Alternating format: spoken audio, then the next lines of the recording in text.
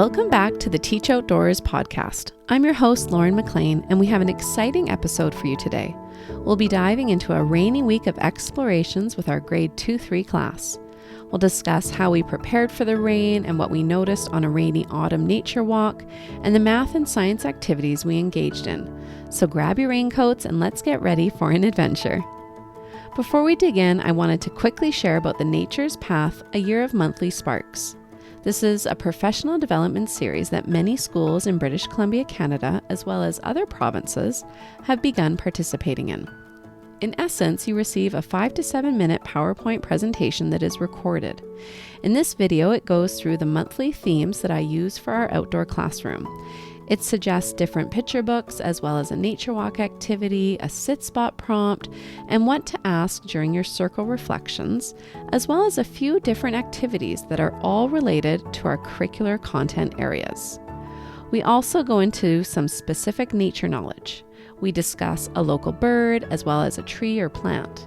We talk about how to identify it, some fun facts, as well, again, how to incorporate this knowledge into your explorations with your students. You also receive worksheets that you can download every month. These have been really helpful for educators as they feel they can more easily take their learners outside with intentionality. If you'd like to learn more information, please visit teachoutdoors.ca and you can find it under the workshop tab. You can also email me, lauren@teachoutdoors.ca, to get more information.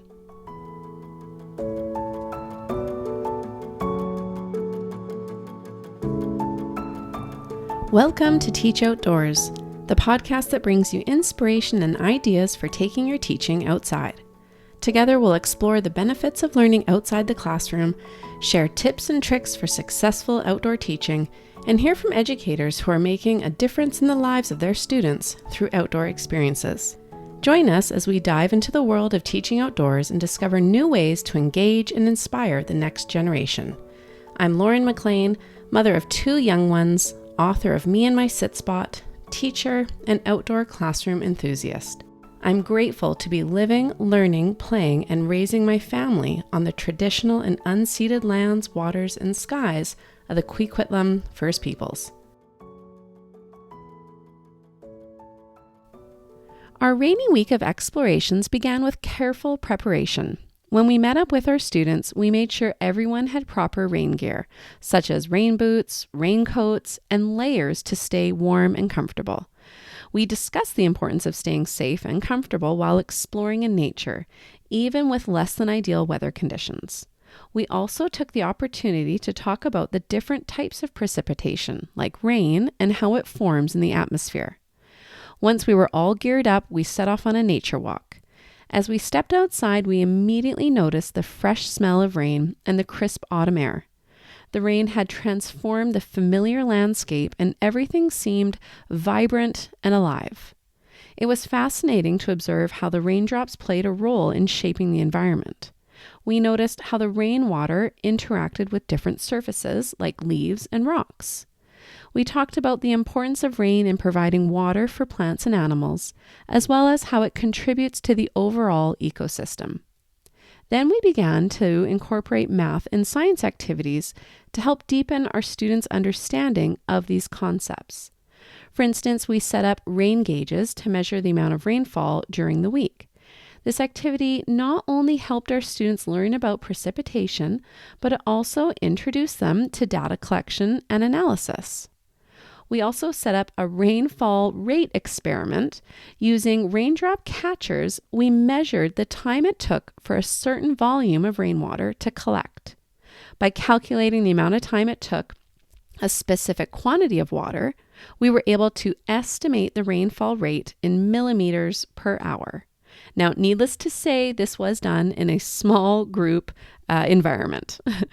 It's fantastic how we can integrate math and science into our outdoor explorations. We also explored the impact of rain on soil erosion. Our students had the chance to observe how water flowing down slopes affected the soil, and we discussed the importance of preventing erosion through practices such as planting ground covering plants. It was such a wonderful opportunity for our students to learn about natural processes and the role they play in shaping our environment by experiencing these firsthand, they were able to connect theory with reality in a meaningful way.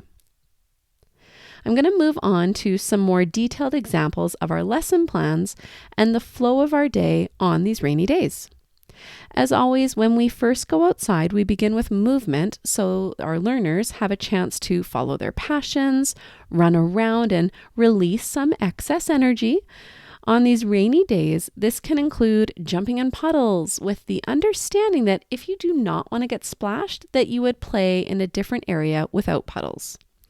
After a few minutes of unstructured playtime, we meet to talk about what we're interested in observing on our nature walk.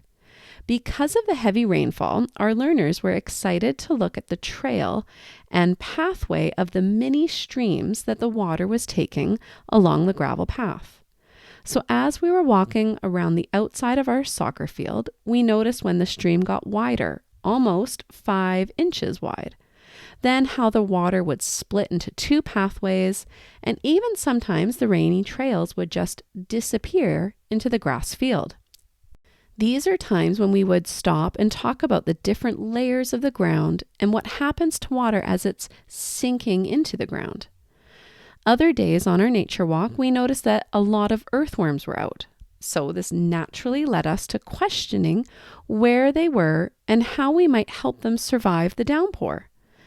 After our nature walk, we would meet in circle to reflect and consolidate our observations. We also use this time to make a plan for what activities we want to participate in. Other days, we would even use circle to share a few pages of a picture book. Now, I'm not actually bringing the picture book out with me on these really rainy days. What I do is I take a photocopy of the title page and maybe 1 or 2 of the interior pages, and I put them into those clear covers, the magazine type of covers, so that they are semi-waterproof. We would read books such as Float by Daniel Mayaris, I hope I'm pronouncing that name right, or Worm Weather by Jean Taft.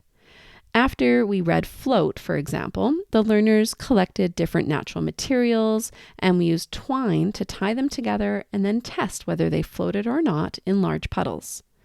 After reading Worm Weather, we went around to observe where the worms were and then mapped where we found them. Some of our other favorite activities for rainy days were collecting raindrops on a piece of blue construction paper. We have a really small undercover area near our gymnasium. This is where we meet on after our nature walk to circle, and then I handed the paper out to every learner. Then they would go out into the rain to collect some raindrops on their construction paper and then walk back to the undercover area to then count how many raindrops were on their paper. This activity was so popular and exciting. It seemed so simple, but it kept the learners moving and walking back and forth. It also encouraged lots of mathematical connections relating to our counting collection activity because they had to group the raindrops, count the raindrops one by one, and then we used those same pieces of blue construction paper to then make different shapes. So some of the learners just ripped the paper with their bare hands, while others used scissors to make wobbly shapes. The challenge was to then go find your puddle twin. So imagine every learner has a different shape, a different blue shape, and then they're going out and wandering around on the blacktop paved area or the gravel path or even on the grass soccer field to compare and contrast the size and shape of the puddles versus the size and shape of their blue construction paper blobs. The last activity I want to share with you from this week of rainy explorations was making different forest recipes. Now, our school doesn't have a quote-unquote official mud kitchen, but we do have many green belt spaces that we can explore in. So we talked about what makes a recipe and what vocabulary we could use while making a forest recipe. So words like stir or mix or fold in or chop. And then we talked about the elements of measurement. When we talk about measurement, we always need to make sure we have a number and a unit. So I can't just say add 5 to the bowl. I need to say add 5 scoops or add 5 sticks to the bowl. This gives the number a context that everyone can understand. Now, not only was this activity imaginative and creative, but it also incorporated these mathematical skills into our playtime. Some learners created recipes for forest gnomes. So I'm going to read the recipe card right now, which says forest gnome recipe. Number 1, start with 3 sticks the size of your hand. Number 2, add 4 handfuls of dirt. Number 3, then add a pinch of rocks. And number 4, fold in 2 Douglas fir cones. Number 5, mix for 1 minute until soft. And voila, your forest gnome can enjoy a delicious meal. Now, after our activities came to a close, we always meet in circle to reflect on our outdoor adventures before going to visit our sit spot. Some days we bring a nature journal and field guide to our sit spot, but not always. This week was our first really rainy week, so I encourage the learners to either stand at their sit spot, kneel, or find a new comfortable place where they could visit for just 2 minutes and consider how the rain changed their perspective of our outdoor classroom. We did not reflect in our nature journals on this rainy day, but I'm not opposed to bringing those materials outside. It just didn't happen this time. After our sit spots, we returned back to our school to get changed into our inside shoes, hang up our rain gear, and then we did our nature journals at our tables. I do want to say that it's important to note that rainy days can be just as educational and engaging as sunny ones. Exploring nature in the rain does encourage a deeper understanding and appreciation of our environment. Plus, I find it really does add an element of fun and adventure to our learning experience. Well, thank you everyone for listening. Don't forget to subscribe and review on Apple Podcasts. You can also check out the teachoutdoors.ca website to learn more about the new Nature Classroom podcast series. It is a paid podcast series where there are 6 episodes ranging from how to set up nature routines, expectations, math connections, and social emotional learning development. Each episode has many downloadable resources for you to print and use outdoors with your learners. I'm so happy to see how many people have registered and providing wonderful feedback so far. Keep exploring, stay curious, and tune in for more adventures. As always, I'll end with the beautiful song by Brandon Grant called From the Trees.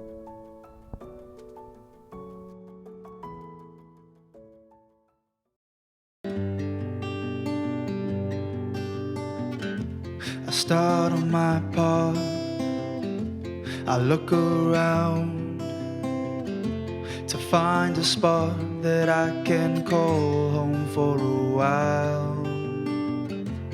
Walking slowly, I feel so calm. I find a spot where nature opens up her arms for me to breathe. I see the stories I can learn from the trees, the feeling, the touch of gentle breeze, knowing the land around me brings me peace, watching the world around me sets me free. I feel the sunshine kiss my skin, I hear all of the birds singing from within. I get familiar with my space. I now know how every part fits in every place for me to breathe. I see the stories I can learn from the trees, the feeling, the touch of gentle breeze, knowing the land around me brings me peace, watching the world around me sets me. I go to visit in morning, in sunshine and the rain, to see what's different and notice the things that stay the same. I get to know my teacher, the spot that gives me health. To get to know the land is to get to know yourself. To breathe, I see the stories I can learn from the trees, the feeling, the touch of gentle breeze, knowing the land around me brings me peace, watching the world around me sets me free.